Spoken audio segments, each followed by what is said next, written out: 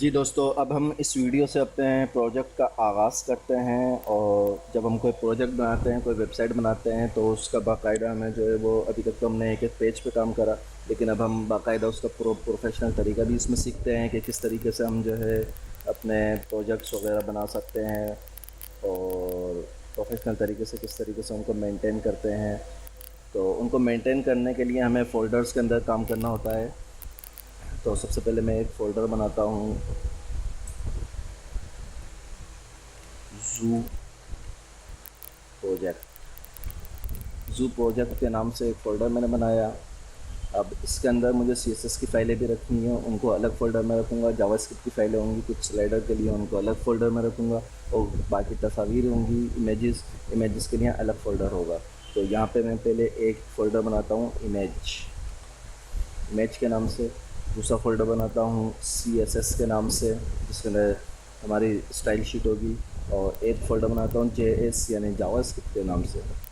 और यहाँ पर मैं एक फ़ाइल मैनुअली बना लेता हूँ, अपने टेक्स्ट एडिटर से भी बना सकता हूँ, यहाँ से भी बना सकते हैं, index.html। अच्छा, जब भी हम होम पेज जो बनाएंगे, उसको होम पेज को मेन पेज जो होगा वेबसाइट का, उसको मेन पेज या home page dot H T M L नाम नहीं रखेंगे, बल्कि उसका नाम जो है index dot H T M L होगा। बाकी तमाम पेजेस का नाम आप अपनी मर्ज़ी से कुछ भी रख सकते हैं, लेकिन जो मेन पेज होगा वेबसाइट का, उसका नाम index dot H T M L होगा। और सी एस एस के अंदर भी मैं इसी तरह एक वेब पेज बना लेता हूँ जो कि स्टाइल का होगा। इसको नाम देते हैं style dot C S S. तो ये स्टाइल शीट बन गई और ये इंडेक्स की फाइल बन गई। इसको ओपन करता हूँ मैं अपने टेक्स्ट ब्राउज़र में, सॉरी ब्राउज़र के अंदर इसको ओपन करा, ब्लैंक फाइल है। और अब इसको अपने टेक्स्ट एडिटर में ओपन कर लेता हूँ। मैं जो है यहाँ पे इस्तेमाल कर रहा हूँ सबलाइन। आप ड्रीम व्यूवर भी इस्तेमाल कर सकते हैं, सबलाइन भी इस्तेमाल कर सकते हैं, नोटपैड प्लस प्लस भी इस्तेमाल कर सकते हैं, और जो आपको अच्छा लगे वो आप इस्तेमाल कर सकते हैं। तो सबसे पहले यहाँ पे मैंने HTML की तमाम जो डिफ़ॉल्ट सिंटैक्स हैं वो लिखे। और उसके बाद टाइटल के अंदर मैं इसको टाइटल दे देता हूँ होम पार्ट्स 2। ठीक है। अच्छा, टाइटल के बाद हमें जो स्टाइल शीट हमने बनाई है, इस स्टाइल शीट को यहाँ पे जो है हमें लिंक करना होगा। तो लिंक का टैग मैंने लिया, और यहाँ पे इसका नाम दे दूँ मैं स्टाइल के फ़ोल्डर में, स्टाइल सॉरी CSS के फ़ोल्डर में style dot C S S की फ़ाइल है। और अब हम इसको ज़रा ये चेक कर लें कि ये लिंक सही हुआ है या नहीं। तो इसके लिए बॉडी का बैकग्राउंड कलर जो है वो मैं ज़रा चेंज करके चेक करूं। तो ये देखिए, बैकग्राउंड कलर ब्लैक हो गया, इसका मतलब स्टाइल शीट हमारी सही अटैच हो गई। और यहाँ पे पार्ट्स 2 लिखा हुआ आ रहा है, तो ये भी सही है। इसको हटा देते हैं। और अब मैं अपनी इस फाइल पे आता हूँ। इस फाइल में एक चीज़ और मैं लिंक कर दूँ साथ साथ ही, कि अब यहाँ पे मैं ये लिंक कर रहा हूँ कि ये जो आइकॉन यहाँ पे है, जो अभी एक फ़ाइल बनी हुई है, यहाँ पे हमारी जो वेबसाइट होगी उस वेबसाइट का आइकॉन यहाँ पर आ जाए। आपने देखा होगा गूगल पे, ट्विटर पे, फेसबुक पे और XYZ तमाम वेबसाइट्स पर उनका आइकॉन यहाँ पे आ रहा होता है, लोगो। तो उस लोगों को यहाँ पे कैसे लेके आएंगे, उसके लिए आइकॉन, रिलेशनशिप में इसके लिखेंगे आइकॉन, टाइप में लिखेंगे इमेज स्लैश। अब अगर जो मैं इमेज का फॉर्मेट इस्तेमाल करूँगा, वो फॉर्मेट यहाँ आएगा। मैं PNG में इस्तेमाल कर रहा हूँ, और आप लोग भी PNG ज़्यादा इस्तेमाल करा करें, क्योंकि PNG का जो वेट होता है उसका, वो लाइट होता है, ज़्यादा कम जगह घेरती है, और JPG वगैरह उसके मुकाबले में ज़्यादा होते हैं। यहाँ पे मैं इमेज के फ़ोल्डर में है, तो इमेज स्लैश icon.png। और इसको साइज़ भी देना होगा, तो हाथ के हाथ में इसको साइज़ दे दूँ। साइज़ है इसका 16x16। ये यहाँ पे यही साइज़ आता है, इसके अलावा नहीं आएगा। तो ये इमेज अभी यहाँ पे नहीं आएगी, क्योंकि मैंने इमेज का फ़ोल्डर तो खाली है, उसके अंदर कोई भी इमेज नहीं है। तो मैं यहाँ से एक दफ़ा ही जितनी इमेजेस यहाँ पे मैं इस्तेमाल की हैं, तमाम की तमाम इमेजेस को उठा के अपने उस फोल्डर में जिसमें अब हम काम कर रहे हैं, उस फोल्डर में मैंने पेस्ट कर दी है।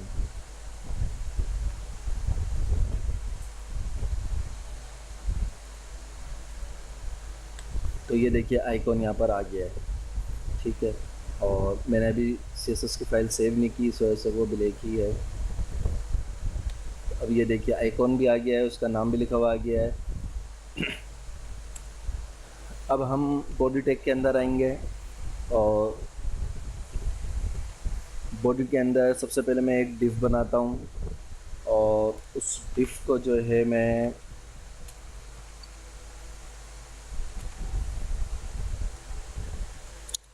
या सबसे पहले हम बैकग्राउंड के ऊपर काम कर लेते हैं इसके, कि इसका जो बैकग्राउंड उसको थोड़ा सा चेंज कर लें।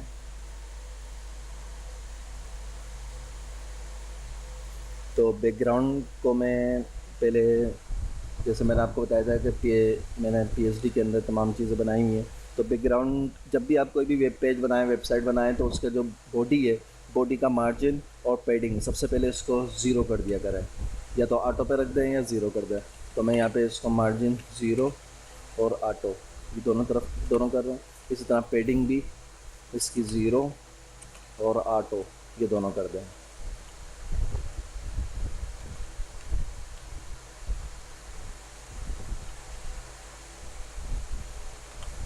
अब इसके बाद मैं इसको बैकग्राउंड इमेज दे रहा हूँ और बैकग्राउंड इमेज के अंदर हम URL देते हैं। URL में मैं इसको देता हूँ इमेज स्लैश, जो मेरी इमेज का पाथ है वो मैं यहाँ पे दूंगा sky_garden.jpg, ठीक है। लेकिन ये भी आएगा नहीं, क्यों? उसकी दो वजूहत हैं। एक ये कि हमने यहाँ पे जो ये हम स्टाइल शीट के अंदर काम कर रहे हैं वो तो CSS के अंदर है, और जो इमेज है वो अलग फोल्डर में रखी हुई है इमेज के। तो यहाँ पे अभी हमें कुछ काम करना है, दो डॉट लगा के स्लैश लगाना है। इसका मतलब है कि जिस फोल्डर में अभी हम मौजूद हैं उससे बैक फोल्डर पे चले जाओ, उससे बैक पे जाओ और वहाँ से फिर इमेज का फोल्डर है, उस फोल्डर के ना स्काई गार्डन के नाम से जो है पिक्चर है, उस पिक्चर को ले लो। तो अब आप ये देख रहे हैं कि ये बैकग्राउंड हमारा यहाँ पर आ गया है, मगर अभी ये बैकग्राउंड फुल नहीं आया है। तो इसके लिए मुझे यहाँ पे कुछ इसकी बैकग्राउंड की प्रॉपर्टीज़ के ऊपर काम करना होगा बॉडी के अंदर। तो अब मैं यहाँ पे बैकग्राउंड साइज़ जो कि आपने पढ़ा था, बैकग्राउंड साइज़ इसका जो है मैं 100% कर देता हूँ, और यहाँ पे भी 100%। यहाँ पे एक बार बताऊँ कि परसेंटेज का जो साइन हम इस्तेमाल करते हैं रिस्पॉन्सिव वेबसाइट के लिए करते हैं, लेकिन अभी हम ये वेबसाइट रिस्पॉन्सिव नहीं बना रहे, सिर्फ कि हम HTML और CSS जो अभी सीखा है पिछले कोर्सेज़ में उसका थोड़ा सा रिव्यू कर रहे हैं, ताकि वो जो चीज़ें करी हैं वो हमें याद रहे। रिस्पॉन्सिव वेबसाइट जो है वो अलग तरीके से हम बनाएंगे, इसमें भी हम रिस्पॉन्सिव वेबसाइट नहीं बना रहे। इसके बाद मैं यहाँ पे बैकग्राउंड अटैचमेंट की प्रॉपर्टी इस्तेमाल करता हूँ, और बैकग्राउंड अटैचमेंट जैसे आपको पता है फिक्स या स्क्रॉल होता है, तो यहाँ पे मैं इसको फिक्स कर रहा हूँ। तो अब ये देखिए पूरा बैकग्राउंड हमारे पास आ गया है और ये फिक्स है, ये बैकग्राउंड फिक्स रहेगा। अब इसके बाद हम हेडर के अंदर कुछ काम करते हैं, और सबसे पहले हम हेडर को जो है यहाँ पे बना लेते हैं। इसकी आईडी वगैरह हम यहाँ पे बना लेते हैं, इसको आईडी वगैरह दे देते हैं कुछ। जी, यहाँ पे हम हेडर बना लेते हैं, और अच्छी बात यह है कि जब भी हम काम करें तो साथ साथ कमेंट करते रहें, ताकि हमें ख़ुद भी जो है वो याद रहे कि हम क्या काम कहाँ से हमने करा था, ताकि नेक्स्ट टाइम जब काम करें तो हमें उसको करने में आसानी हो। तो ये हमारा हेडर यहाँ पे ओपन हुआ और यहाँ पे ये हेडर क्लोज़ हो गया, ठीक है। तो इस डिफ को मैं आईडी तो मैं यहाँ पे हेडर का टैग भी इस्तेमाल कर सकता हूँ, लेकिन डिफ भी इस्तेमाल कर सकते हैं, दोनों चीज़ें कर सकते हैं। ये मेरे पास हेडर बन गया है। अब इस हेडर को मैं लोगो दे रहा हूँ, तो लोगो के लिए मैं एक और डिव ले रहा हूँ, और इस डिव को मैं आईडी दे रहा हूँ लोगो, और इसके अंदर मैं एक इमेज इस्तेमाल करूँगा जो कि मेरा लोगो है, वो लोगो मैं यहाँ लगाऊँगा। तो इमेज को अब मैं सोर्स दे दूँ इमेज स्लैश logo.png, सही।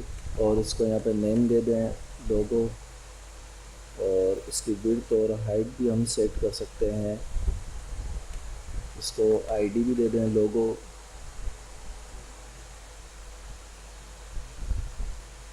पहले इसको चेक कर लेते हैं ये आया है या नहीं। लोगो हमारा आ गया है लेकिन बहुत बड़ा है, तो अब इसकी विड्थ और हाइट जो है वो सेट कर लेते हैं 500, और हाइट इसकी कर लेते हैं 200।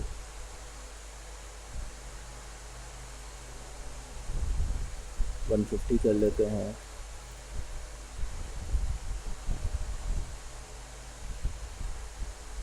ये ठीक है। तो अब इसके बाद हमें इसको लिंक भी देना चाहें तो दे सकते हैं। अब इसके ऊपर हम कुछ CSS में काम करते हैं। हेडर की,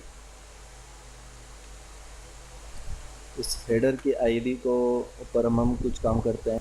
तो सबसे पहले मैं इस हेडर को विड्थ दे देता हूँ 80%, और इसको हाइट दे देता हूँ 125 px। देखें क्या फ़र्क पड़ा है, कोई फ़र्क नहीं पड़ा। और इसका मार्जिन लेफ़्ट से मैं करता हूँ 10%, और मार्जिन राइट जो है उसको मैं तकरीबन कर देता हूँ 10%।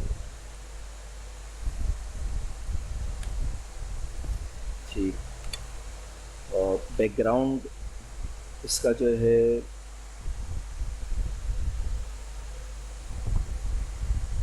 बैकग्राउंड पे इमेज में लगाऊंगा और उसको URL दूंगा वही, क्योंकि वो इमेज दूसरे फोल्डर में है तो उसके लिए मुझे 2 डॉट्स लगाने होंगे, स्लैश इमेज का फोल्डर स्लैश, और BRDR के नाम से मेरे पास एक फ़ाइल है, उस फाइल को मैंने इसमें URL में दे दिए बाद। तो बॉर्डर में देखेंगे मेरे पास जो पत्ते हैं ये पत्ते बॉर्डर में आ गए हैं। तो अब इस बैकग्राउंड को भी मैं साइज़ जो है इसका वही जो ऊपर दिया है 100%, ये इसको साइज़ दूंगा। और इसी तरीके से इसकी जो अटैचमेंट नहीं बल्कि अब इसको पोजीशन दूंगा, बैकग्राउंड पोजीशन में इसको दे देता हूँ लेफ़्ट बटन, यानी लेफ़्ट बटन पे इसकी पोजीशन में इसको देखते हैं तो ये देखिए बिल्कुल लेफ़्ट बटन से ही शुरू हो रहा है और राइट तक है। अभी लोगों के ऊपर हमें काम करना है, या हमने हेडर के ऊपर काम कर लिया है, अब हमें लोगों के ऊपर कुछ काम करना होगा। और इसकी पोजीशन हमें रिलेटिव देनी होगी, क्योंकि ये हेडर के अंदर एक लोगों का हमने काम करा है, 2 डिव लगे हमें 2 बॉक्स एक्चुअली। तो ऊपर वाला जो हेडर है इसको हमें रिलेटिव देना होगा, और ये जो नीचे वाला बॉक्स है इसको लोगो वाले बॉक्स को इसको हमें एब्सोल्यूट करना होगा। तो यहाँ पे मैं इसकी पोजीशन जो है वो दे देता हूँ रिलेटिव।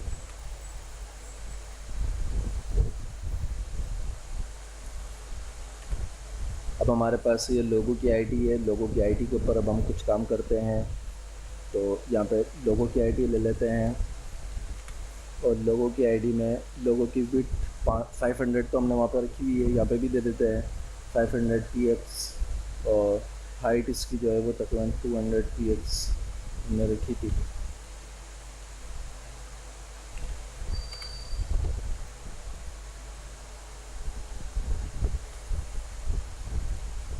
हाइट बड़ी हो गई, देख लेते हैं हाइट को।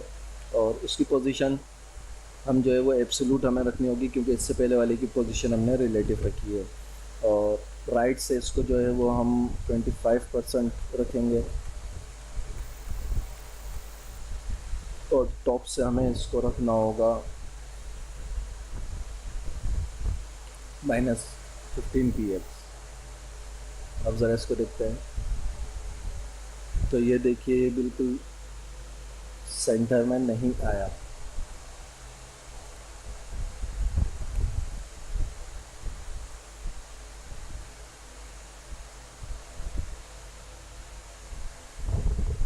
राइट है, हमें लेफ़्ट से भी कुछ ना कुछ देना होगा इसको, तो लेफ़्ट से इसको हम दे देते हैं 20%। ठीक, अब सेंटर में ही आ गया है।